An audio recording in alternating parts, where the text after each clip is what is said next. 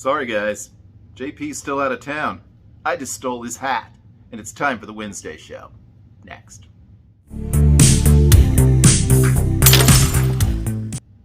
Okay, yeah, I'm not making you sit through that whole 30 seconds worth of bumper. Let me scratch myself. It's very attractive, isn't it?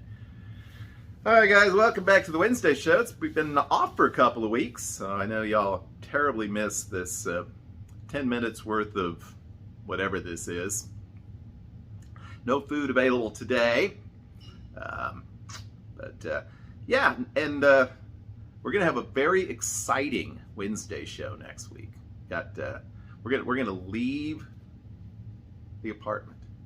We're going out there, and you'll find out exactly why.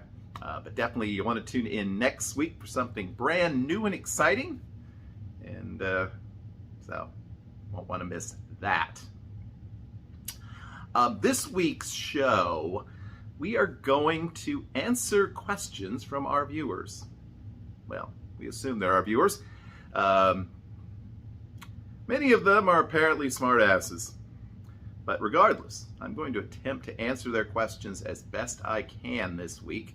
We posted a notice in the Facebook group and said, hey, ask me your questions about Vegas and I will answer them on the Wednesday show. So I'm going to do that. And we'll do that from time to time as well. Well, we'll see how it goes, but we'll try it again in a few weeks and see what we think of it. But so there you go. That's going to be coming up here in just a few moments. But before we get started, our friend PJ has a special cocktail tip that he wants to share with us this week. It's been a few weeks since he's done this, so I'm going to go ahead and let him do his thing, and we'll be back with the answers to your questions. Stay tuned.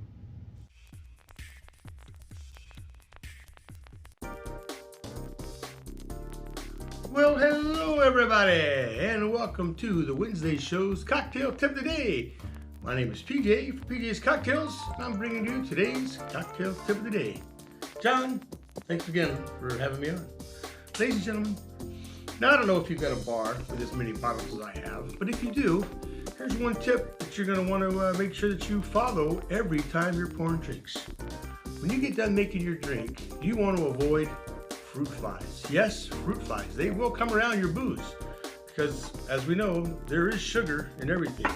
So what I do, after each time I use a bottle, or at the end of the day, I take my rag, a little hot water, and just wipe the rim.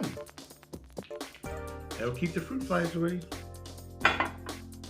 Now, back to the Wednesday show. John, take it away.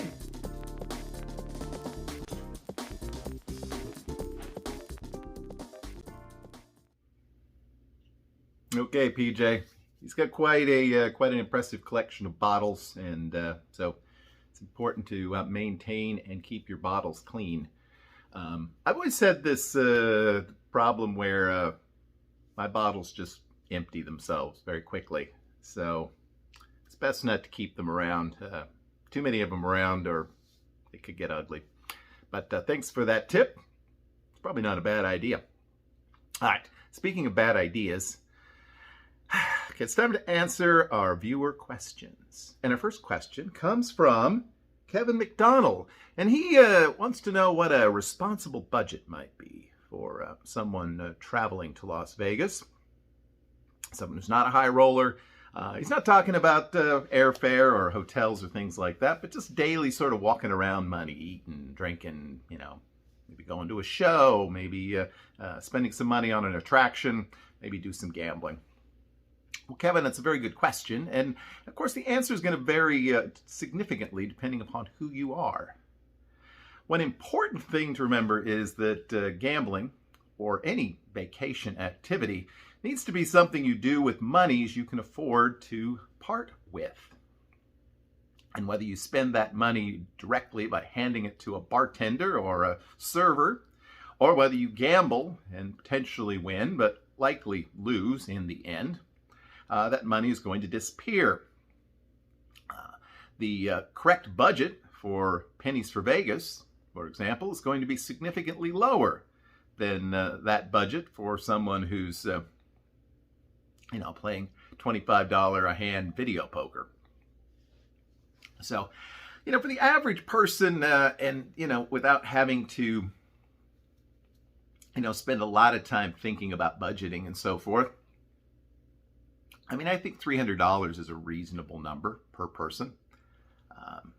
Clearly you can spend less and still have a good time. You can certainly spend a lot more, but that's a number that, should give you the opportunity to, perhaps have one fairly nice meal, grab a few snacks, maybe grab a couple of beers here and there, gamble a little bit, and, still have a good time. So, I like that sort of $300 mark for the average person, but again, it's going to depend upon your budget. On some of my early trips to Vegas, my budget was, probably $50 a day. I still had fun. So that's going to be, kind of a theme. So there you go, Kevin. Hope that helps answer your question. Now, our second question of the day comes from Andy Goodspeed. And a lot of people seem to kind of echo Andy's sentiment here, including our friend Adam Burchett. They're wondering when Main Street Station is going to open. And sadly, there's no official dates that we've seen. I did check to see if there was hotel availability at Main Street Station. I think I tried June 24th. I'd actually heard that date mentioned at one point, although I think that's just the Resorts World date. And also July 24th, and was met with simply, we're closed. So the short answer is we don't know. The long answer is it'll open when there is enough demand to fill up those hotel rooms that Boyd has downtown. Now, you and I and Andy Goodspeed are not the target audience for Boyd, at least at their downtown properties. Those are typically Hawaiian tourists. Certainly that's the case at the Cal and Main Street Station. And Boyd actually runs charter flights back and forth to Hawaii, and it's quite a nice package that they have available for you. And there are varying links with free hotel transfers and some other goodies along the way. And you can do that now. You can go on their website, and it shows dates and availability. But again, if you plug in Main Street Station, it does not. In fact, it will say that there's that date's not available or that hotel is not available. I suspect that the turnaround time could be very quick.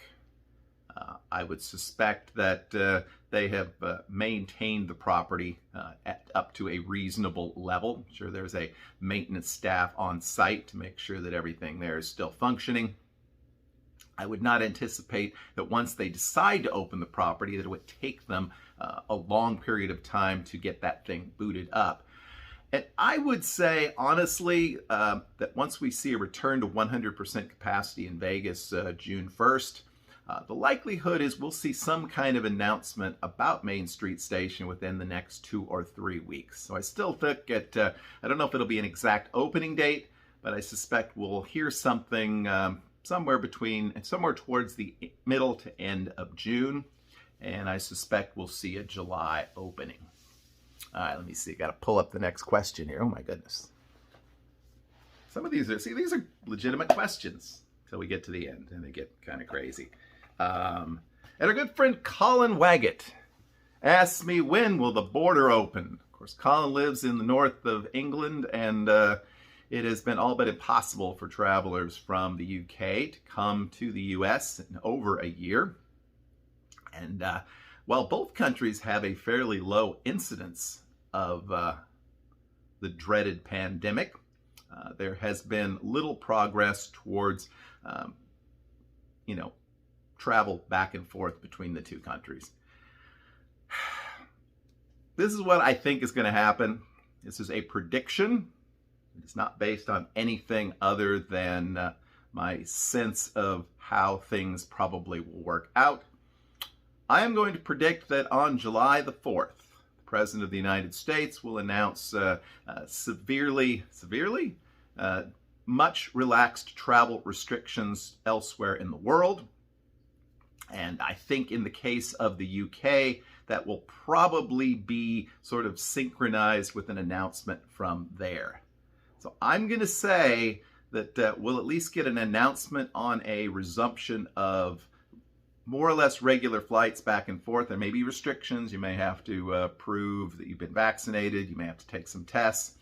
But I think you'll start to see some relaxation in those rules coming in July. And as I say, I think it'll be announced on July the 4th, Independence Day, Freedom Day, say UK, US.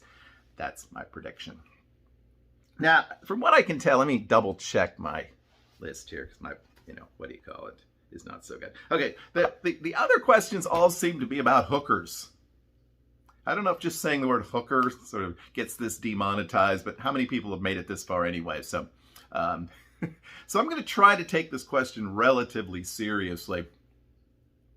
First off, if you're watching this, prostitution is illegal in Clark County, which is where Las Vegas is located. Okay, it is not illegal to hire an escort, but the escort is being paid solely for their time with you. Those are individuals that are sometimes represented on those little baseball cards. I don't know if they're still handing those out, the little porn slappers, as we used to call them. But if you call one of these people and they come to your room, there will be some sort of a fee attached to it. Sometimes it seems like it's very low, $99, 2 girls. Well, I mean, that's basically an appearance fee. They're just going to show up, collect the money, and anything beyond that is going to be based upon further gratuities. And again, one of the issues with any illegal activities is there's no real sort of protections or regulations here. So you may be very disappointed after you pay X number of dollars to get a live girl to your room when she in fact is not really interested in engaging in any illegal activities with you unless there's a significant additional exchange of money. And that can be true regardless, if these are people you run into in the casino who ask you if you want to have a good time. So in addition to getting upsold very frequently, in addition to the fact that this activity is definitely illegal and you can get arrested, people do, and there are stings, so she could be a police officer. But in addition to that, there are numerous cases where guys end up robbed, drugged. So, yeah, if you choose to engage in this activity, you do not do it with the express consent or approval of Vegas Tips and Tricks, and you should have pretty much bottomless pockets because it's going to cost you. And you might want to see a doctor when you get home because it might cost you in other ways. So there you go. That's our friends Christopher and Mark, and I think even Kevin asked about hooker budgets or mentioned them. So that's what you should know about ladies of the evening. That's what you should know about the world's oldest profession. And that's going to wrap up our show. So a show that JP would have enjoyed, at least the end of it. So there you go. Thanks for your questions. Some of them good, some of them not so good. Like I said, we'll do this again probably next month, just because it's something interesting and different to do. We'll be back, of course, on Saturday with another episode of Vegas Weekly. We're back next week with a very special episode of the Wednesday show. And until then, I hope that you have a great, lucky, and healthy week. We will see you soon. Bye-bye.